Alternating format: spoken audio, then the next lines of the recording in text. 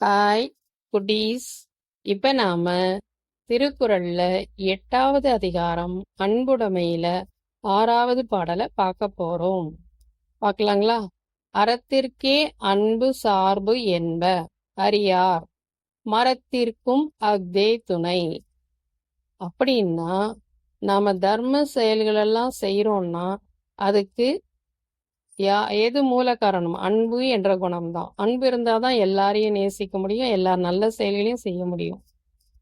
நல்ல செயல்களையெல்லாம் ஒருத்தர் செய்ய முடியும்னா அதுக்கு அன்பு தான் அடிப்படையா இருக்கு. அதனுடைய இயல்பு நாடு மொழி எல்லாத்தையும் கடந்து இருக்கு. அது எந்த நாட்டுக்காரங்களா இருந்தாலும் எந்த மொழி பேசுறவங்களா இருந்தாலும் நாம அன்போட தான் அவங்கள பார்க்க கத்துக்கிட்டோம்னா அவங்க கிட்ட நம்மளுக்கு நட்பு வளரும்.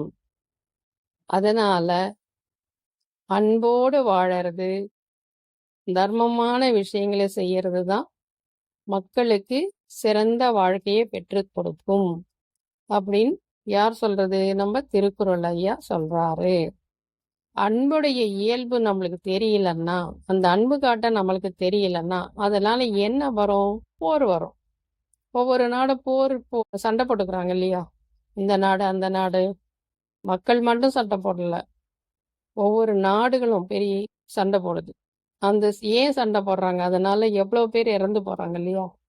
அது எதனால அந்த மாதிரி நடக்குதுன்னா, வெறுப்பு, கோபம், ஆத்திரம், மற்றவங்க கிட்ட குறை கண்டுபிடிக்கிறது, இந்த குணங்கள்லாம் இருக்கும் பொழுது அன்பு வெளிப்படாது.